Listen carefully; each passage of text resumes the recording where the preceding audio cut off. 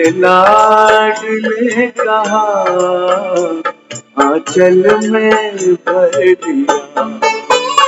जाने क्या देखा मुझ में, जाने क्या देखा मुझ में, मुझे प्यार कर लिया। मेरे लाडले कहा, मेरे लाडले कहा आंचल में भर लिया। जाने क्या देखा मुझ में।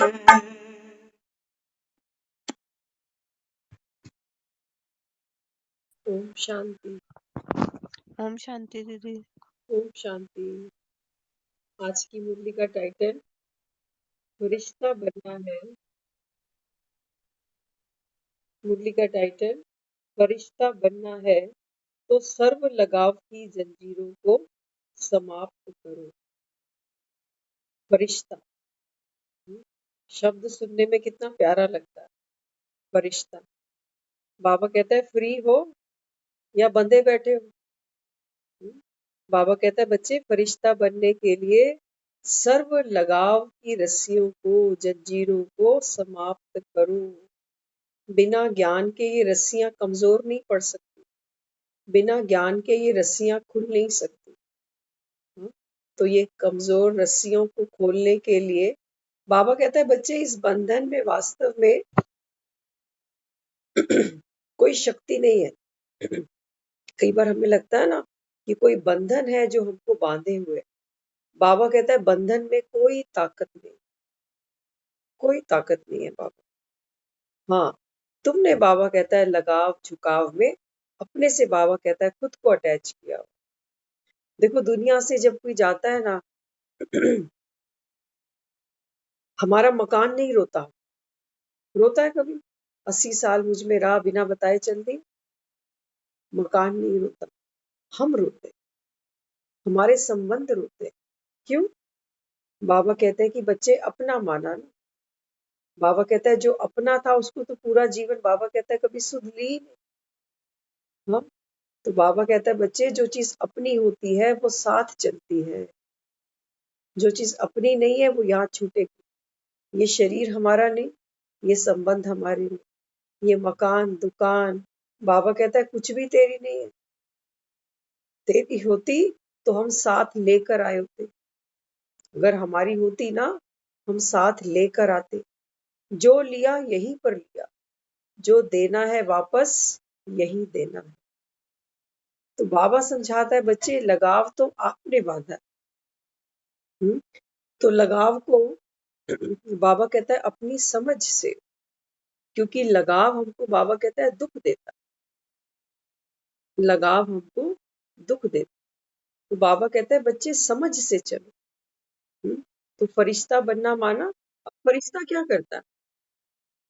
फरिश्ते की देखो एक जो फ्रेगनेंस है वो कितनी प्यारी है। फरिश्ता माना जो दूसरों के काम आता है, जो दुआएं कमाता है। हम सोचते हैं जब हमारा लगाव दुनिया से खत्म हो जाएगा तो हम बिल्कुल ही बेमुख हो जाएंगे, हमें पूछेगा कौन? बाबा कहता है नहीं, फरिश्ता बनो। लगाव खत्म हो, बाबा कहता है फरिश्ता बनकर, आत्म अभिमानी बनकर बाबा कहता है हर एक आत्मा का सहयोग करो। पहले लगाव की रस्सियां तो खोलो। हाँ, तो आज इसी के ऊपर बाबा ये मुरली चलाते हैं। बाबा समझाते हैं बच्चे बाप और दादा माना निराकार शिव बाबा और दादा माना ब्रह्मा बाबा। ये निराकारी और आकारी है। तो शिव बाबा निराकारी है और ब्रह्मा बाबा आकारी है। देह की फॉर्म में भी नहीं है अभी ब्रह्मा बाबा, लाइट का शरीर है। तो बाबा कहता है ये दोनों निराकारी और आकारी है। अगर दोनों से प्यार है तो बाबा कहता है बच्चे फिर समान बनो। जिससे प्यार होता है ना, बाबा कहता है उसकी तरह बन जाते। बनते हैं नहीं बनते? बाबा कहता है जिसको जिससे प्यार करते हो उसके समान बोल बोलते हो, उसके समान खाना खाते हो, उसके समान बातें करते हो, तो संग का रंग चढ़ता है ना।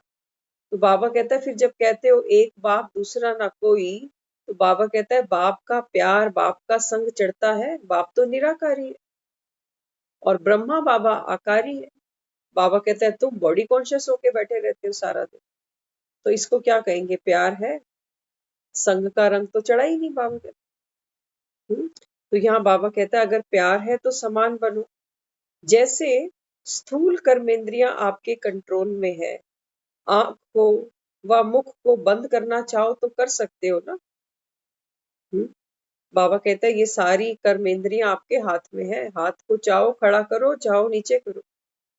ऐसे ही बाबा कहता है ये मन बुद्धि संस्कार ये कंट्रोल में है, पूछता है बाबा।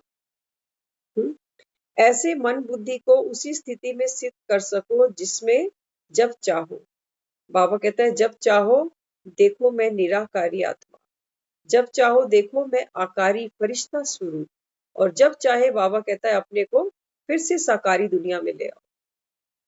बाबा कहता है इतना कंट्रोल है मन और बुद्धि के ऊपर।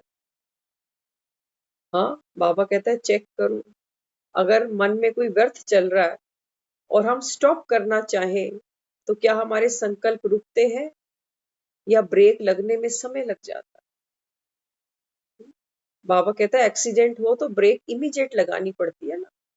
बाबा कहते हो तुम व्यर्थ सोचते जाओ सोचते जाओ सोचते जाओ और सोचो ब्रेक तो लगानी है। बाबा तो कहता है व्यर्थ नहीं सोचना, लेकिन बाबा कहता है ब्रेक लगे 1 किलोमीटर बाद जाके, 1 घंटे बाद जाके, तो इसको क्या कहोगे? इसका मतलब बाबा कहता है कंट्रोलिंग पावर नहीं है। मन सोचता जा रहा है और हम मन को कहते हैं रुक जा रे, बस कर, कितना सोचना है, लेकिन मन तो रुक ही नहीं रहा। बाबा कहता है चेक करो कंट्रोल में है, या बाबा कहता है बस बेलगाम घोड़े की तरह मन भागता ही चला जाता।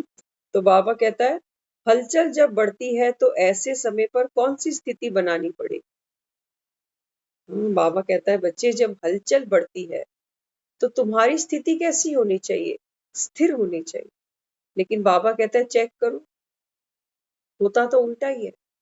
जरा सी कोई बात सामने आती है, सबसे पहले हमारा मन ही डामाडोल होता है। कई लोगों को तो कहते हुए सुनते हैं, कहते मेरे तो पेट में मरोड़े पड़ रहे, क्योंकि मन इतना हमारा वीक हो चुका है। सोचना क्या है वो तो इसको पता ही नहीं, वो सब व्यर्थ सोचता चला जाता है। कहीं ऐसे तो नहीं हो जाएगा, कहीं वो तो नहीं हो जाएगा, ऐसा होगा तो क्या करूंगा, वैसा होगा तो कौन मेरे साथ खड़ा होगा। बाबा कहता है अभी अभी चेक करो, वर्तमान में खड़े हो, कहाँ दौड़ गए भविष्य में। बाबा कहता है हाँ। तो बाबा कहता है जब ये मन कमजोर होता है ना, तो बाबा कहता है इसका इफेक्ट फिर हमारी बॉडी पर भी आ जाता है, बॉडी पर भी आता है। कई लोग कहते हैं हमारा शरीर कांप रहा है, कई कहते हैं पसीना छूट गया, होता है ना। बाबा कहता है जब हलचल बढ़ती है तो स्थिति तो तुम्हारी पावरफुल बननी चाहिए। जब दुश्मन सामने आया तो बाबा कहता है बंदूक भरी होनी चाहिए, लेकिन बाबा कहता है परिस्थिति आई, दुश्मन सामने आया और तुम्हारी बंदूक खाली, कुछ भी नहीं है पल्ले। कहाँ गया ज्ञान? बाबा कहता ऐसे ज्ञान काम नहीं आता। सारा दिन हम व्यर्थ सोचते जाएं, ना हमारा कोई नियम हो ना अनुशासन हो, और सोचे कि समय आएगा तो ज्ञान की कोई पॉइंट को यूज कर लेंगे। बाबा कहता है नहीं, निरंतर बाबा कहता है ज्ञान का मनन चिंतन चलता रहे, तब बाबा कहता है हलचल के समय तुमको शक्ति मिल सकती है। कोई सोचे आज ही बीमार पड़ा हूं, आज ही 1 कप दूध पी लेता हूं, सब बदल जाएगा, नहीं हो सकता। वो दूध की ताकत हमको रोज लेनी पड़ेगी, तब शरीर के अंदर वो कैल्शियम पहुंचेगा, है ना। 1 कप दूध पीने से कोई सोचे कि चलो हो गई छुट्टी, आ गई ताकत। बाबा कहते हैं नहीं बच्चे, आत्मा के अंदर बल भरना है। तो बाबा कहता है ये ज्ञान की फिरकी घुमाते रहो, तब बाबा कहता है ज्ञान की फिरकी घुमाओगे तो बाबा कहता है ये बंदर फिर नाचेगा। कल की मुट्ठी में था ना, बाबा कहता है बच्चे तुम्हारे खुशी के ढोल निरंतर बजते जाएं। तो किन के ढोल बजेंगे? बाबा कहता है ढोल उन्हीं के बजेंगे जो आत्माएं, बाबा कहता है ज्ञान का मनन चिंतन करती जाएंगी। नहीं तो दुनिया में तो परचिंतन ही इतना है कि खत्म होने को ही नहीं आता। किसी को भी देख लो, घर में, मोहल्ले में, परिवार में, वर्क प्लेस पे, हर आत्मा अपना कर्म कर रही है और हम देख देख के दुखी भी हो जाते हैं। बाबा कहता है ज्ञान का मनन चिंतन करो अगर चाहते हो कि हम दूसरों का इन्फेक्शन अपने घर पे नहीं लाएं। हर आत्मा बीमार है, 5 विकार सबके साथ चल रहे हैं। किसी के अंदर अहंकार ज्यादा है, किसी में क्रोध ज्यादा है, किसी में लोभ ज्यादा है, किसी में द्वेष ज्यादा है, किसी में ईर्ष्या ज्यादा है। बीमारियां सबकी अपनी अपनी अलग अलग। तो बाबा कहता है बच्चे तुमको फिर क्या करना है, इन्फेक्शन फ्री रहने से लिए बाबा कहता है ज्ञान का मनन चिंतन करो, एक बाप को याद करो। करते हैं हम, करते हैं। बाबा कहता है ये है तुम्हारी मेहनत। बिना पुरुषार्थ के बाबा कहता है पुरुषोत्तम बन नहीं सकते। मेहनत तो लगती है, बाबा कहता है। ऐसे थोड़ी देवी देवता बन जाओगे, ऐसे थोड़ी देवी देवता बन जाएंगे। तो यहाँ बाबा हमको समझाता है आकारी या निराकारी। बाबा कहता है जब हलचल आती है, जब जीवन में बाबा कहता है कोई पेपर आया, कोई हलचल, कोई परिस्थिति आई, तो तुम्हारी स्थिति क्या होती है? निराकारी बनकर बैठते हो, आकारी बनकर माना फरिश्ता बनकर बैठते हो, या साकारी माना बॉडी कॉन्शियस होकर बैठते हो। बाबा कहता है चेक करो। अगर बॉडी कॉन्शियस हो तो बाबा कहता है परिस्थिति शक्तिशाली लगेगी कि हाय करे क्या, मर गए। बाबा भी नहीं सुन रहा। बाबा कहता है कि बच्चे मैं तुमको सुनाने आया हूँ, तुम्हारी पुकार पर आया हूँ, मैंने तो सुन ली तुम्हारी पुकार। अब बाबा कहता है तुम बैठ बाप को सुनो। बाप क्या समझाता है? बाबा कहता है परिस्थिति जो भी हो, बाबा कहता है तुम शक्तिशाली आत्मा हो, क्योंकि तुम में शक्ति किसकी है? राम की शक्ति है। रावण कितना भी बड़ा अपने आप को समझता और सूरमा, लेकिन राम के आगे कुछ भी नहीं है। तो यहाँ बाबा हमको समझाता है बच्चे साकार देहधारी की स्थिति पास होने नहीं देगी। अंडरलाइन कर लेना आज इस बात को। जब भी जीवन में कोई हलचल आए ना, बाबा आज आंसर दे रहा है। बाबा कहता है अगर बॉडी कॉन्शियस होकर बैठते हो मैं मेरा, तो बाबा कहता है फिर ये स्थिति बाबा कहता है आपको कभी पास होने नहीं देगी, कभी पास नहीं होने देगी। तो बाबा कहता है बच्चे उस समय फिर क्या करना? बाबा कहता है आकारी माना फरिश्ता स्वरूप बनो। तो फरिश्ता स्वरूप बनने के लिए बाबा कह रहा है आपको लगाव की जंजीरें तोड़नी पड़ेंगी, तोड़नी पड़ेगी। और देखो आज हम ये मेहनत नहीं भी करेंगे ना, अगर सोचे कोई कि अरे क्या लगाव की जंजीरें तोड़ो, जीते जी कुछ छूटता है क्या? हमारे में बहुत है ऐसे जो ऐसा व्यू रखते हैं कि जीते जी भाई कुछ नहीं छूटता, इतना आसान नहीं है मोह माया त्याग करना। लेकिन बाबा कहता है बच्चे चलो मत भी छोड़ो। लेकिन मैंने ये नोटिस किया धीरे धीरे ऐसा टाइम आता चला जाता है कि मोह माया ऑटोमेटिकली अपने आप ही खत्म होती चली जाती है। ऐसा क्यों होता है? वो क्यों होता है? जैसे जैसे हमारी एज बढ़ती है, हमारा संसार के प्रति अनुभव बढ़ता है। लोगों के साथ हमारे इंटरेक्शन, उनके साथ अनुभव, वो करते करते हमारे अंदर एक वैराग्य पनपता है। और जब वो वैराग्य का फूल खिलता है, तब हम कहते हैं कि बस जो देखना था संसार में सब देख लिया, सब मोह माया है, साथ तो कुछ जाना नहीं। लेकिन बाबा कहता है ये आता कहाँ से है? बाबा कहता है ये अंतर आत्मा से आता है। ये किताबें पढ़ के वैराग्य नहीं आता, किताबें पढ़ने से नहीं आता। बाबा कहता है ये संसार में जो तुम थपेड़े अनुभव से खाते हो, आता है, ये संसार अनुभव में, से आता है।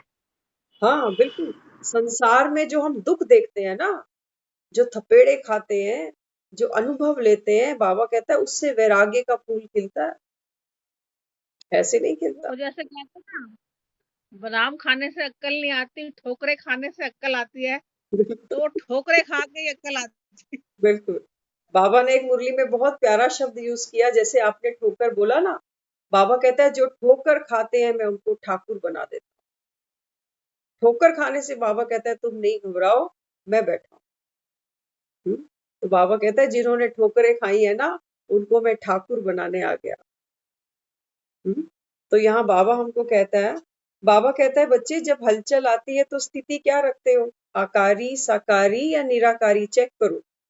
साकार देहधारी की स्थिति तुमको पास होने नहीं देगी, फेल कर देगी। अभी भी देखो, हलचल के समय अचल बनने की स्थिति फरिश्ता स्वरूप या आत्माभिमानी ही है, यही स्थिति अचल बनाने वाली है। जब कोविड आया था ना नया नया, तो हम सब ने देखा शुरू शुरू का जो माहौल था, कैसी दहशत थी। सड़कों के बाहर बैरिकेड लगे होते थे, सिर्फ एक केमिस्ट की दुकान और एक राशन की दुकान, वो भी सिर्फ 2 या 3 घंटे के लिए, सारा दिन नहीं तो कर्फ्यू जैसे है ही कुछ नहीं दुनिया। बंदा बंदे को नहीं देख रहा, घर के लोग भी अलग अलग कमरों में बैठे हुए। तो किसी को छींक आती है तो उसका तो भाई हाँ, तो आपको जब शुरू शुरू में कोविड आया ना, तो 4-5 दिन तो हमारा भी ऐसे ही बीता, टीवी के साथ में क्या खबर चल रही है। हमने कोविड के बारे में सबसे पहले सुना भी सेंटर पे दीदी के मुख से, हमें पता भी नहीं था कि ये सब क्या चल रहा है। तो दीदी ने अनाउंस किया कि कल से सेंटर बंद है, यहाँ नहीं आना, मुरली आपको ऑनलाइन मिलेगी। तो मुरली छोड़ना भी नहीं, तो सोचा चलो हफ्ते 10 दिन की बात है, लॉकडाउन लगा है, खुल जाएगा हफ्ते बाद। लेकिन वो टाइम बीते बीते 2 साल लग गए। तो 4 दिन तो जो सुना देखा, जो माहौल देखा, ऑब्जर्व किया, ऐसा लगा कि पता नहीं क्या होने वाला। 5वें दिन जिस रूम में अभी हम बैठे हैं, ये हमारे रूम में हम 5वें दिन आते थे, जैसे ऑफिस पहुंचते हैं ना अपना टिफिन लेके, सुबह सुबह अपना टिफिन बनाना, नीचे फ्लोर से ऊपर ले आना, पानी की बोतल, खाना, सब कुछ ऊपर लेकर बैठना और शाम को नीचे जाना। एक राउंड रोज बाहर का लगता था, फ्रूट लेना, सब्जी लेनी, दूध लेना, ये सब करना कराना। उसके बाद सारा दिन अकेले और ऊपर मुरलियां, बस और कुछ भी नहीं। वैसे ना जब शुरू शुरू कोविड आया ना, हम्म, उस टाइम ना कोविड नहीं था, डर था, डर। डर का माहौल था। हम्म, क्योंकि कोविड तो दूसरी लहर में आई है ज्यादा। हम्म, पहले तो जब मोदी ने सब बंद करवा दिया, रेलवे शेलवे सब, उस टाइम वो कह रहा था कि तैयारी नहीं थी इनके पास, हम्म, भाई कल कोई हो जाता है, तो तैयारी नहीं थी, बेड बेड ऑक्सीजन। तो उस टाइम में डर का माहौल था, उस टाइम में कोविड नहीं था, डर के मारे भी लोग डरे हुए थे, पता नहीं क्या हो जाएगा, बिल्कुल। हो जाएगा। डॉक्टरों ने भी बंद कर दिया था आना दुकानों पर, ऑनलाइन डॉक्टर भी सलाह देते थे। हम्म, पर जब दूसरी लहर आई तो वो लहर खतरनाक थी। पहली लहर में डर था, अंदर से डर था। बिल्कुल। मैं भी एक बार गई, कहते आंटी जी आप क्यों आए हो बाहर गली में, आपको नहीं आना चाहिए, आप क्यों? हाँ, ऐसा हमारे घर में डर का माहौल। हमारे ही सर पे जिम्मेवारी थी कि इसके कोई आगे पीछे तो है नहीं कि ये जाए तो जाए। वो दोस्तों ये जान प्रेमी को लेके यही ले आएगी जो ले आएगी सब कुछ। बिल्कुल।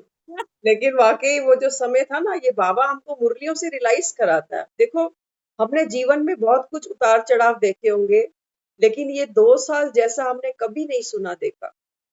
क्योंकि महामारियां तो बहुत फैली हैं दुनिया में, है ना, पहले भी महामारी आती थी, लेकिन सारी दुनिया में एक साथ इतनी बड़ी एपिडेमिक, जिसका कोई हल नहीं, जिसका कुछ पता ही नहीं कि करना क्या है क्या। हमारे बीच में एक हमारी बहन है, इन्होंने तो घर में ही रहते हुए साबुन यूज नहीं किया, सैनिटाइज यूज किया। सैनिटाइज यूज करते करते इनको स्किन का इन्फेक्शन भी हो गया, और बहुत लेट पता चला कि सैनिटाइज तो उनके लिए है जो बाहर होते हैं लोग, पानी अवेलेबल नहीं है तो वो सैनिटाइज कर। तो इतना लोगों के अंदर डर दहशत थी कि पता नहीं बचेंगे कि मरेंगे कि क्या होगा।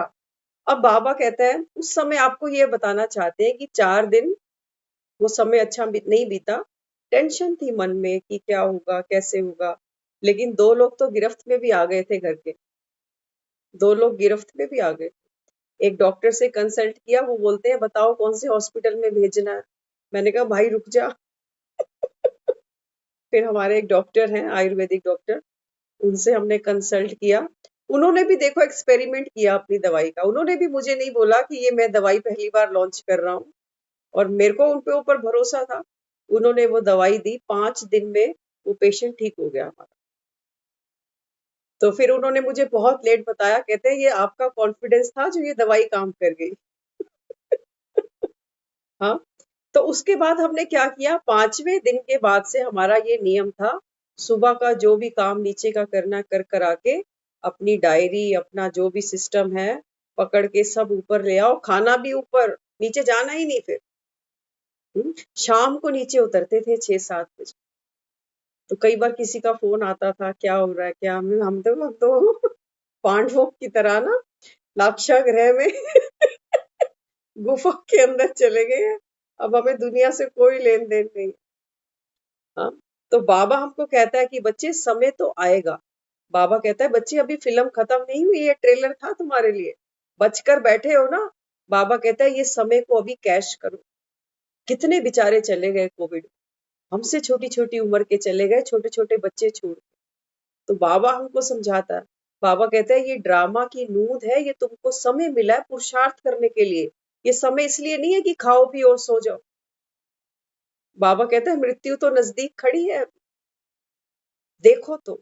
बाबा कहता है इस आंख से देखो तो मृत्यु सामने खड़ी है, अगर इन आंखों से देखोगे तो कल किसने देखा, फिर तो सो जाओ बाबा। हाँ, इसलिए बाबा कहता है मैं तुमको ज्ञान का तीसरा नेत्र देता हूं, कि तीसरे नेत्र से बाबा कहता है त्रिकालदर्शी बनो, आदि मध्य अंत को पहचान। तो यहाँ बाबा हमको समझाता है, बाबा कहता है कि बच्चे अभी भी देखो, हलचल के समय अचल बनने की स्थिति फरिश्ता स्वरूप या आत्म अभिमानी ही है, मरना तो है। बाबा कहता है बच्चे अगर आपने लगाव की जंजीरें समाप्त नहीं भी करी 1%, कोई ऐसा कह भी सकता है कि छूटती थोड़ी है ये ममता मोह माया, तो कैसे छोड़ दे, मरने के बाद ही छूटेगी। बाबा कहता है बच्चे मरने के बाद तो छूटेगी, मौत तुमसे सब कुछ वापस ले लेगी, ये शरीर, ये रिश्ते, ये पैसा, ये सब कुछ। लेकिन बाबा कहते हैं तुम आत्मा शक्तिशाली फिर नहीं बन सकते। शक्तिशाली आत्मा वो जो बाबा कहता है पकड़ भी सकती है तो छोड़ भी सकती है। बाबा कहता है मैं तुमको ताकत दे रहा हूँ, शक्ति तो राम की है। बाबा कहता है तुम संकल्प तो करो, बाकी काम तो मेरा है। हाँ, तो बाबा कहता है जो बच्चे होशियार होंगे, बाबा कहता है कृष्ण ने कहा ना अर्जुन को कि ये सब मरे पड़े, इनके कितने जन्म हो चुके हैं और कितने होने वाले। बाबा भी हमको रोज कहता है बच्चे जो तुमको आंखों से दुनिया दिख रही है, लोग दिख रहे हैं, ये सब मरे पड़े, इनके कितने जन्म हो चुके हैं और कितने होने हैं, तुमको नहीं पता, मैं बताता हूँ। तो बाबा कहता है बच्चे अभी ये त्रिकालदर्शी बनकर बाबा कहता है ये महाभारत की लड़ाई देखो। लेकिन बाबा कहते हैं देखेगी कौन सी आत्मा, बाबा कहते हैं वो आत्मा देखेगी जो फरिश्ता बनी है। फरिश्ता माना जिसका फर्श से कोई रिश्ता नहीं, फरिश्ता माना लाइट स्वरूप आत्मा, फरिश्ता माना देह के भान से न्यारी आत्मा, फरिश्ता माना जिसका किसी से कोई रिश्ता नहीं है। तो बाबा कहता है कि बच्चे ऐसी आपकी स्थिति है, इसके लिए अब फरिश्ता बनना तो बाबा कहता है ये आपका टारगेट होना चाहिए, लेकिन बनने के लिए क्या करें। बाबा कहता है फरिश्ता बनने के लिए सारा दिन अभ्यास करना पड़े, सारा दिन बाबा कहता है अभ्यास करना पड़े, सिर्फ अमृत वेले नहीं। अमृत वेले तो हम उठते हैं, उस समय तो हमको ऐसी आदत पड़ी हुई है सबको कि सुबह सुबह उठते हैं तो ऐसा फील होता है कि आत्मा और बाबा के पास। बाबा कहता है बच्चे अब घर जाना। तो बाबा कहता है ये सब छोड़ा तुमने, ये घाट छोड़े। हाँ, बाबा कहता है दुनिया तो काशी जाती है, कहती है हम अंतिम श्वास काशी में लेंगे, कोई कहता है हरिद्वार में लेंगे। बाबा कहता है तुम चेक करो तुमने कौन सा घाट पकड़ के रखा। हमारे पास कितने घाट हैं पता है आप। बाबा कहता है जहां पर सारा जीवन अर्पण करते हो, जिन रिश्तों के लिए सारा जीवन तर्पण करते हो, तपस्या करते हो, बाबा कहता है वो तुम्हारे घाट ही है। किसी का घाट पति है तो किसी का पत्नी, किसी का बच्चे, किसी का घर, किसी का पैसा, किसी का दुकान। बाबा कहता है ये तुम्हारे घाट है। अंत समय बाबा कहता है तुम चेक करो कौन से घाट पर तुम श्वास छोड़ने वाले हो। जहां तुम्हारा लगाव होगा बाबा कहता है वो तुम्हारा घाट बन जाएगा। और दुनिया क्या कहती है? दुनिया तो ये कहती है मरे तो राम के दर पर मरे। इसलिए दुनिया कहती है मरने से पहले काशी ले चलो। मुख में लोग क्या करते हैं? बाबा कहता है देखो अंतिम तैयारी दुनिया कैसे करती है। पहले तो वो कहते हैं जब प्राण तन से निकले तो यमुना का वंशी वट हो। कहते हैं ना, जब हमारे प्राण तन से निकले तो इतनी ऐसा सुखद माहौल हो जहां केवल परमात्मा हो और दूसरा कोई। बाबा कहता है ये तो भक्त आत्माएं हैं और तुम बच्चे।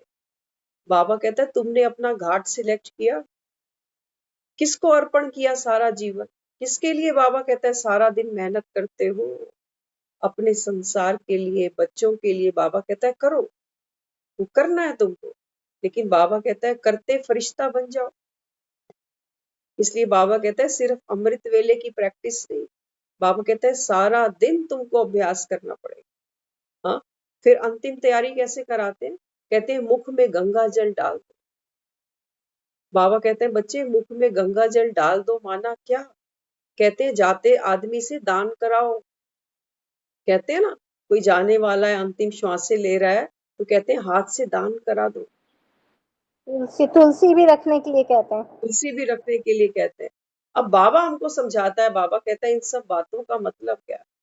बाबा कहता है बच्चे तेरे मुख से ज्ञान निकले, ये है बाबा कहता है गंगा जल, जो दूसरी आत्माओं को बाबा कहता है मुक्ति, जीवन मुक्ति दे।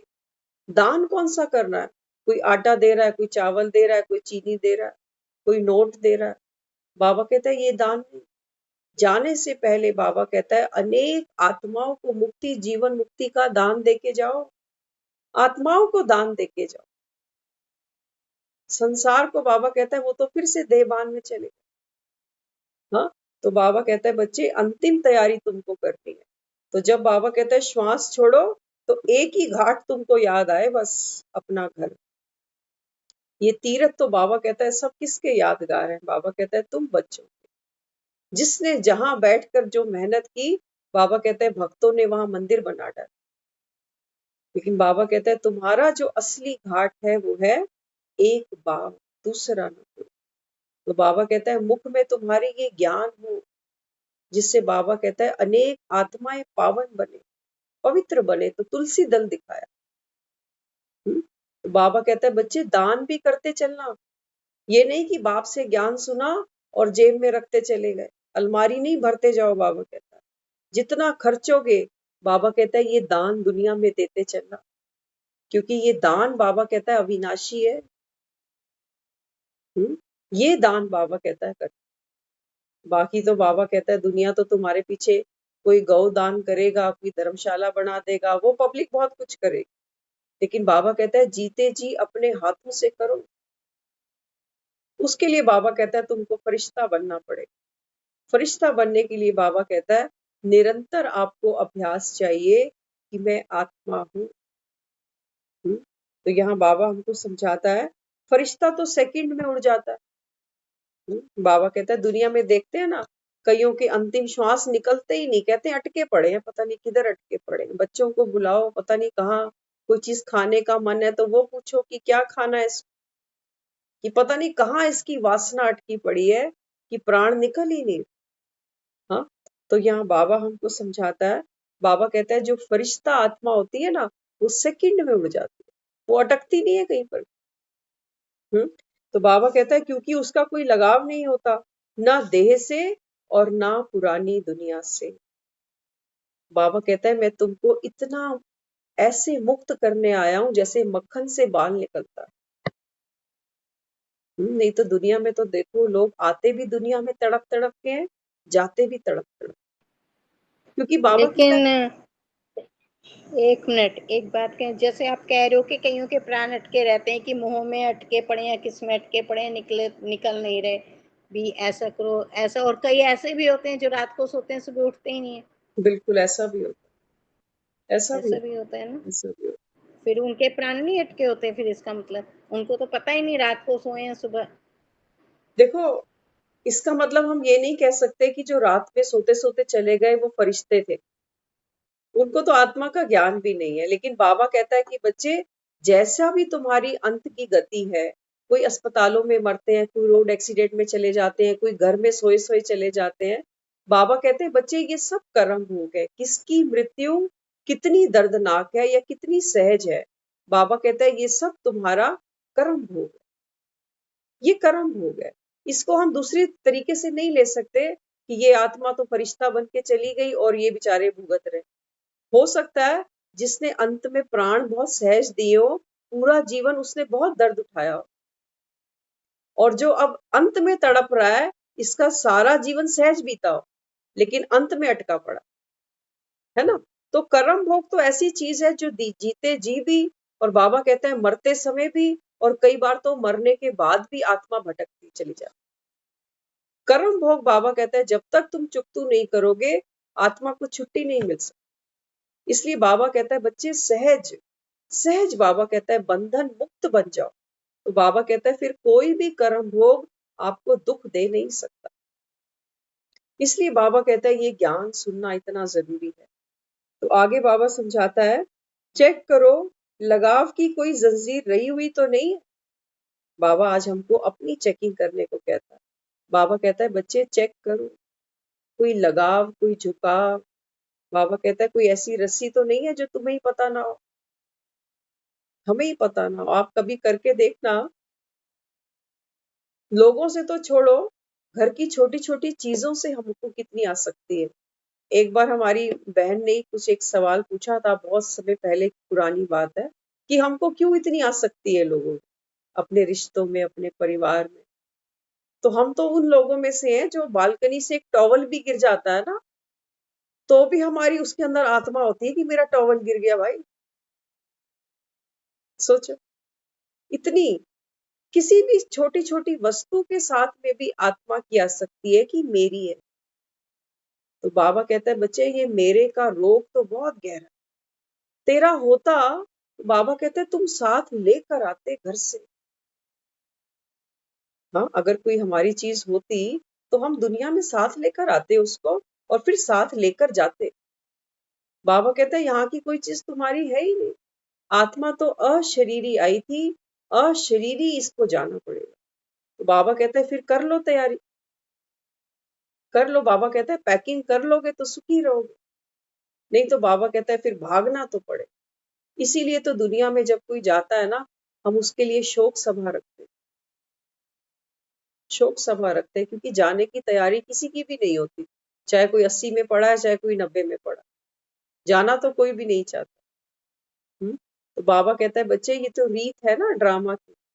बाबा कहता है ड्रामा शुरू भी हुआ तो खत्म भी तो होगा, एक्टर को तो घर जाना ही पड़ेगा। कितना समय बाबा कहता है स्टेज पर बैठो, और हम तो कई बार पर्सनली सोचते हैं कि शुक्र है उसने मृत्यु बनाई है। सोचो अगर दुनिया में मृत्यु नहीं होती तो क्या होता। कितने पुराने लोग आज तक बैठे होते, तो धरती पे तो सांस लेने की जगह नहीं होती। हाँ, इसलिए बाबा कहता है बच्चे जो आत्माएं हैं ये तो लिमिटेड है, यही शरीर छोड़ती हैं और यही बच्चा बनकर आ जाती है ना। तो बाबा कहता है जब तक तुम पुराना कॉस्ट्यूम छोड़ोगे नहीं, तुमको नया मिलेगा कैसे। इसलिए बाबा हमको समझाता है कि बच्चे फिर चेक करो कोई पुरानी जंजीर रही हुई तो नहीं है। अगर कोई भी लगाव की जंजीर पर धागा हुआ तो फिर अंत में उड़ नहीं सकोगे। अंत में बाबा कहता है वो धागा, वो रस्सी तुमको खींचेगी नीचे। तो बाबा कहता है वह रस्सी तुमको नीचे ले आएगी। मोटे मोटे धागे तो खत्म हो गए। अब देखो बाबा बच्चों की स्थिति देख रहा है। बाबा कहता है मोटे मोटे धागे तो बच्चों ने खत्म कर दिए, लेकिन बाबा कहता है सूक्ष्म कोई रह तो नहीं गया, मोटे मोटे धागे। बाबा कहता है तुमको समझ आ गई ना। बाबा कहता है तुमने पतित पुरानी दुनिया से, बाबा कहता है मुंह फेर लिया है ना।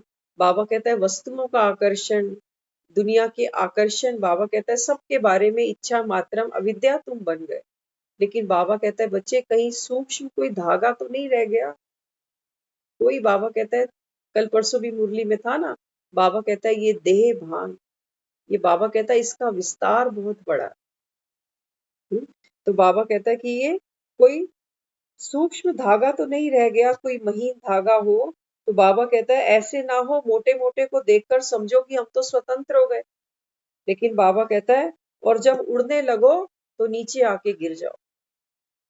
कि मोटे मोटे बाबा कहता है बंधन वो तो तुमने काट दिए, लेकिन महीन बाबा कहता है कोई लगाव कहीं रह गया तो बाबा कहता है अंत में फिर उड़ नहीं सकोगे, फिर से बाबा कहता है नीचे आके गिरोगे। तो आत्मा दुखी हो, जाना तो है उसको अगली यात्रा पर, लेकिन पुरानी यात्रा उसकी खत्म ही नहीं हो पाई। वो देखो हम क्या करते हैं, जब कोई प्यारा हमारे घर से जाता है ना, हम कितने दर्द में रोते हैं उसके लिए, है ना। हमारी भावनाएं जुड़ी हैं उसके साथ में, हमने पूरा जीवन उसके साथ बिताया। लेकिन अब बाबा हमको यहाँ पर ये ज्ञान देता है, बाबा कहता है कि बच्चे जो जाने वाली आत्मा ये तो तुमको सुख देकर गई ना। अब बाबा कहता है जब ये अंतिम यात्रा पर अपनी जा रही है, अगली नई यात्रा शुरू करेगी, नया कॉस्ट्यूम लेगी, तो बाबा कहता है अगर तुमको वाकई इसके साथ प्रेम था, तो बाबा कहता है बच्चे फिर इसको मुक्त कर दो, इसको बांधो नहीं। हम तो क्या करते हैं, हाय क्यों चले गए, हमारा साथ छोड़ दिया, हमें भी साथ ले जाते, जाता कोई नहीं है साथ, लेकिन हमारी भावनाएं ऐसी ही होती हैं कि हम अकेले क्या करें। तो बाबा कहता है बच्चे जिस आत्मा को आप जितना दर्द में याद करते हो ना, बाबा कहता है ये वाइब्रेशंस वो आत्मा लेती है। और अब वो किसी माँ के गर्भ में अगर है, हम उसको रोज रो रो कर याद करेंगे तो वो बच्चा मिसकैरेज कर जाएगा। कितनी रुकावट डालेंगे हम उसके नई जर्नी के लिए। आ तो सकता नहीं वो हमारे पास, ये तो नियम नहीं है अभी कि मरने के बाद कोई फिर से आ जाए। और बाबा तो यहाँ तक कहता है, हम अपनी मदर को कई बार कहते थे, क्योंकि वो कहानियां बहुत हमने उनसे सुनी थी सत्यवान की, कि सती ने उसको वापस लेकर आ गई। तो हम अपनी मदर को ये कहते थे, मैंने कहा वापस लेके भी कौन सा उसने बड़ी तोप मार दी, जाना तो पड़ा ना फिर भी। भाई कितना एक्सटेंशन लिया आपने, 10-20 साल का, 50 साल का, 100 साल का, जाना तो पड़ेगा फिर भी। क्या करना ऐसे एक्सटेंशन का, किसी को दुख दो कि हमारी ये इच्छा पूरी करो। तो बाबा भी हमको यहाँ समझाता है, बाबा कहता है बच्चे अंत में ये बंधन टूटे, लेकिन बाबा कहता है उस समय तुम्हारी स्थिति कैसी होती है। बाबा कहता है जैसे कोई किसी ने टाइट कपड़ा पहना हो ना, तो उसको कोई उतारने लगता है तो वो फट जाता है कपड़ा। बाबा कहता है अंत में आत्मा को तो निकलना है ये पुराना पतित चोला छोड़कर। बाबा कहता है ऐसे आत्मा दुखी होकर निकलती है यहाँ से। और बाबा कहता है अगर यही कॉस्ट्यूम तुम्हारा हल्का होगा, लूज होगा, अपने ही देह से बाबा कहता है तुम्हारा लगाव नहीं, तो आत्मा बाबा कहता है सहज निकल जाए, प्यार से निकल जाए। वो बाबा तो हमको रोज कहता है बच्चे अपने शरीर को भी वाइब्रेशन आकाश दो, कि ये हमारा शरीर कितना प्यारा है। हाँ, इतना जीवन हम इस शरीर में बैठे, हमने खाने का आनंद लिया, पीने का आनंद लिया, कपड़ों का आनंद लिया, रिश्ते निभाए, सुख देखा, सारा सुख तो हमने इसी शरीर से लिया ना। अब अगर शरीर में थोड़ा बुढ़ापा आया, थोड़ी बीमारी आई, तो हम इसको कितना टॉर्चर करते। पूरी जिंदगी हमारी आंखें अच्छी थी, गोडे अच्छे थे, तब तो हमने कभी इनको थैंक यू नहीं बोला। आज गोडे नहीं चलते तो रोज गोडे गोडे गोडे। हाँ? तो बाबा कहता है बच्चे थैंक्स करना तो सीखो, थैंक्स करना सीखो। और बाबा कहता है ये तुम्हारा अंतिम कॉस्ट्यूम, इसके अंदर बैठे आत्मा ने भगवान को पाया। तो बाबा कहता है इस चोले का कभी थैंक्स करते हो। दुनिया में हमको कोई एक जोड़ी कपड़ा देता है ना, हम कहते हैं उन्होंने हमको कितना प्यारा ये ड्रेस दी है। बाबा कहता है मैंने तुमको ये कितना अनमोल उपहार दिया है, कभी इसकी कदर करी कभी कदर। बाबा कहता है ये गिफ्ट है बाप की तरफ से तुमको। और देखो कुछ लोग तो उस भगवान के गिफ्ट को कितना प्यार से संभाल के रखते हैं, समय पर उठते हैं, समय पर खाना, समय पर सोना, एक्सरसाइज करना। उनको पता है ये अनमोल उपहार है जो भगवान ने मुझे दिया है। और कुछ उसकी अमानत को अमानत नहीं समझते, खयानत करते।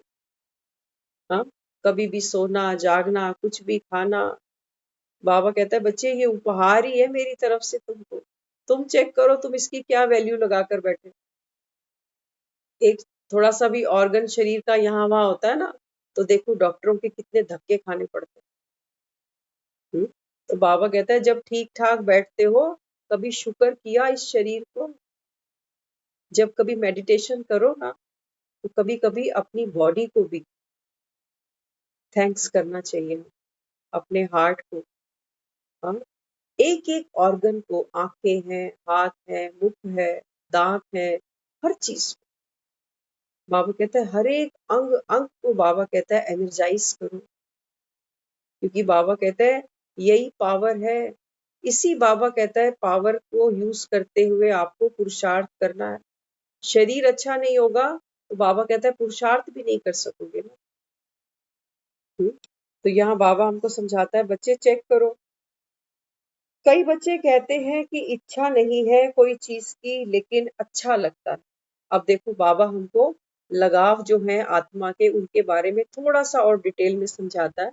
बाबा कहते हैं बच्चों ने मोटी मोटी रस्सियां तो बंधन की तोड़ डाली, समझ गए कि ये पुरानी दुनिया, यहाँ से तो अब चलना ही पड़ेगा। बाबा कहते हैं ज्ञान से अपनी स्थिति ऊंच बना ली। लेकिन कई बच्चे बाबा कहते हैं, ये कहते हैं कि देखो हमारे में बाबा इच्छा तो कोई नहीं है, लेकिन हाँ कुछ कुछ ऐसा है जो हमको अच्छा लगता है। तो बाबा कहता है तो ये फिर क्या हुआ, अच्छा लगना क्या हुआ?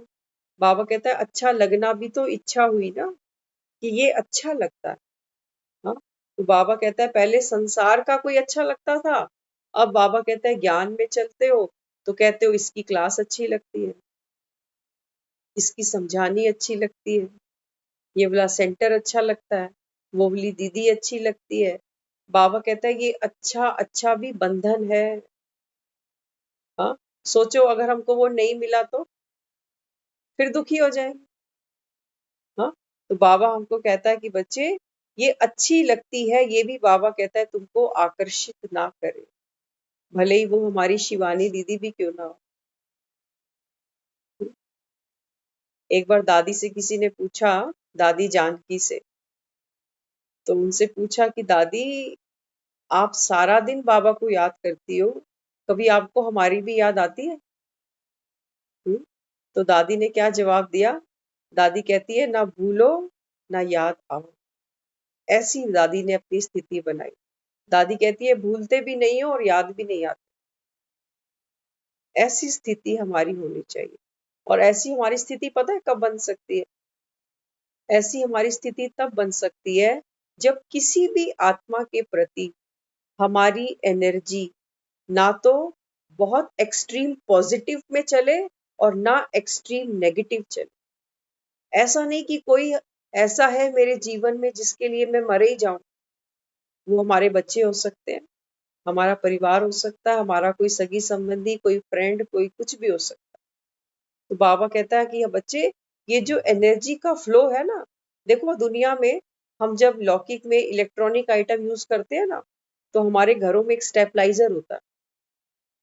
वो स्टेबलाइजर क्या करता है, उस पावर को, करंट को एक लिमिट तक फ्लो देता है।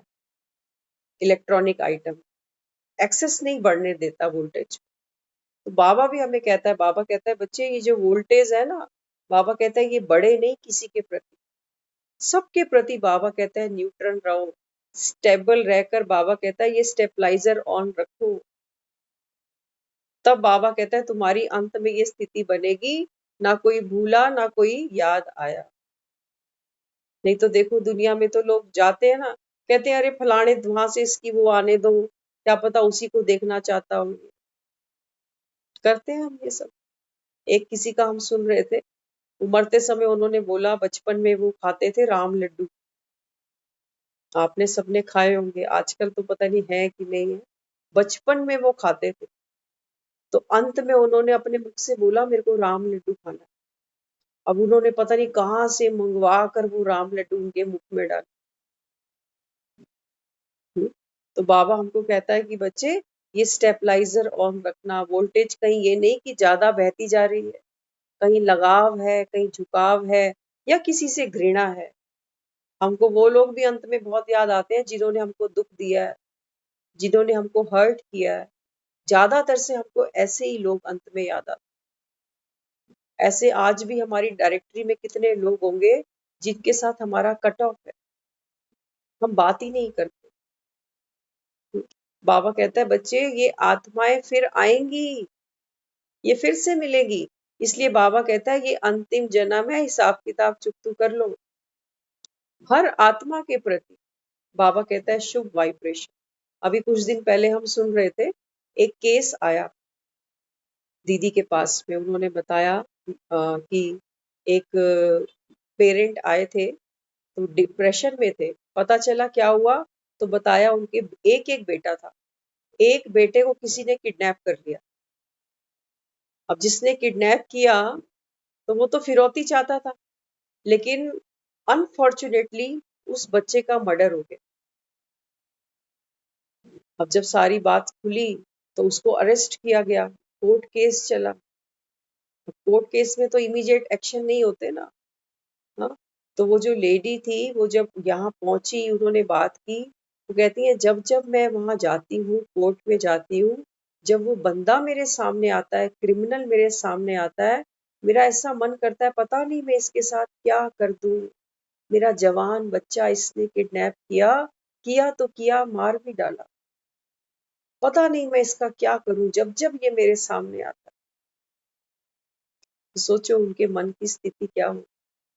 हाँ, अब जब वो यहाँ आई तो दीदी ने उनको बोला कि आप चाहते हो, देखो बच्चा तो आपका वापस नहीं आ सकता, बच्चा आपको नहीं मिल सकता क्योंकि बच्चा तो दुनिया से जा चुका। अब क्या करना?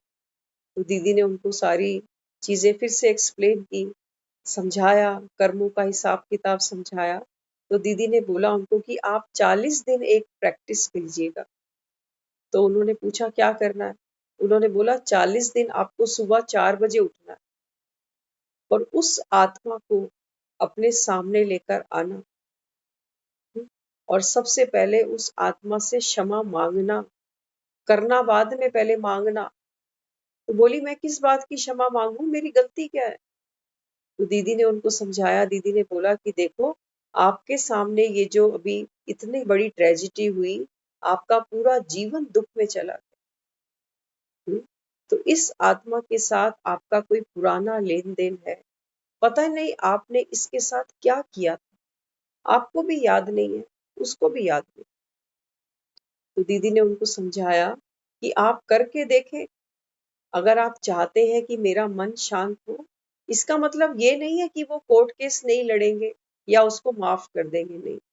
हाँ, दो तरीके के हमारे पास, एक तो कोर्ट के थ्रू कुछ फैसला होगा और दूसरा एक है कर्मों का भी हमारा हिसाब किताब होगा। एक तो दुनिया की कोर्ट है जो डिसीजन देती है, और एक और भी कोर्ट है जिसको हम कहते हैं फिलॉसफी ऑफ कर्मा। तो दीदी ने उनको फिर कहा आप 4 बजे उठकर सबसे पहले उस आत्मा से क्षमा मांगना। पता नहीं मैंने प्रीवियस बर्थ में क्या किया, मुझे भी पता नहीं। तो उन्होंने बोला मुझसे ये होगा नहीं, मुझसे नहीं होगा। तो दीदी ने बोला नहीं, ये पहला स्टेप तो आपको क्रॉस करना ही पड़ेगा। तो कुछ दिनों के बाद उन्होंने ये प्रैक्टिस शुरू करी। पहले उस आत्मा से माफी मांगी और फिर उस आत्मा को क्षमा किया। क्षमा किया और वो कोर्ट का केस भी लड़ा।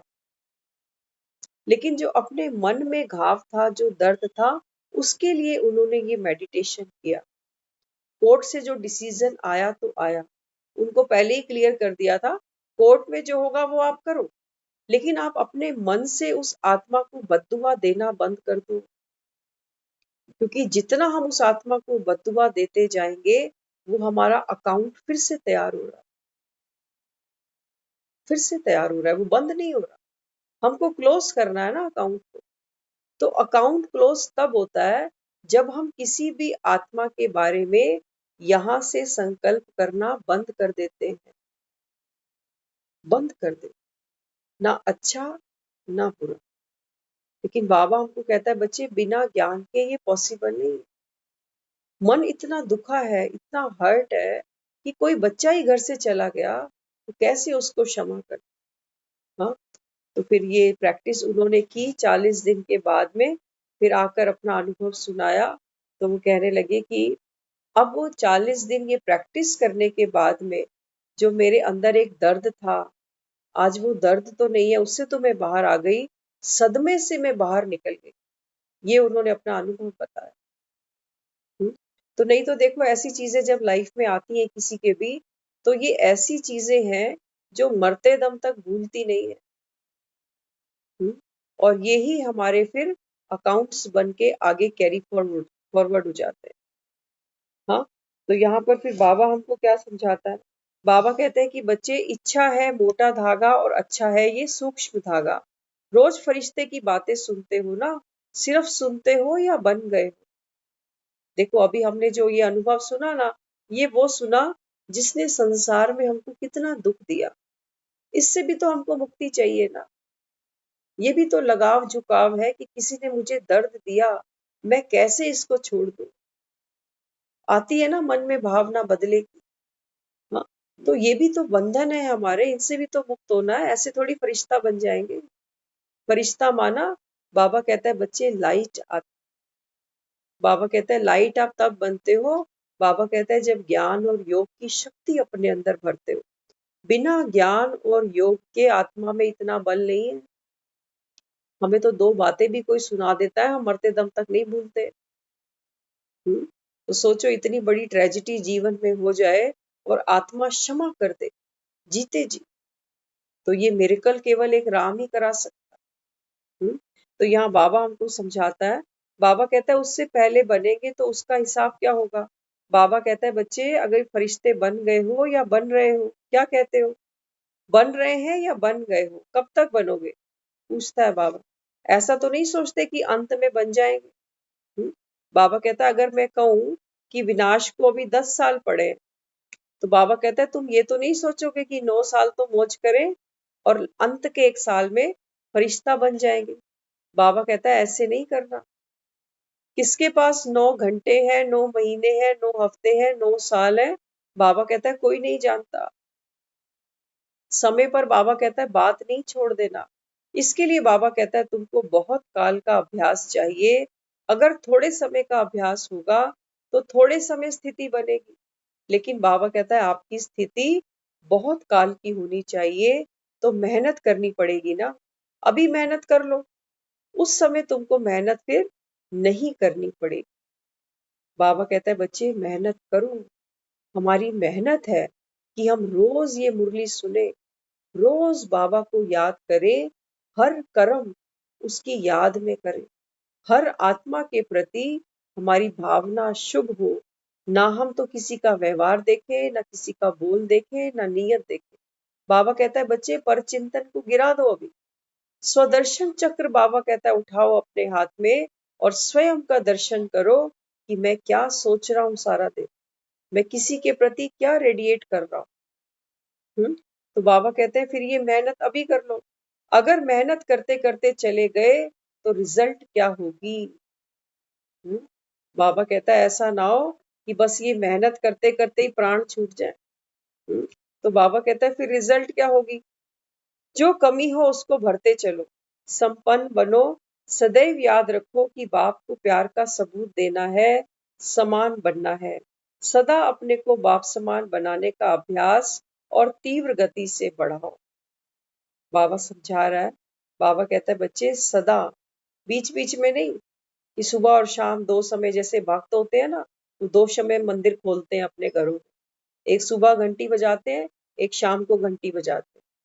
बाबा कहते हैं वो भक्त हैं, उनको समय पर याद आएगी। वो कहते हैं भीड़ पड़ी जब भक्त पुकारे, दूर करो प्रभु दुख हमारे।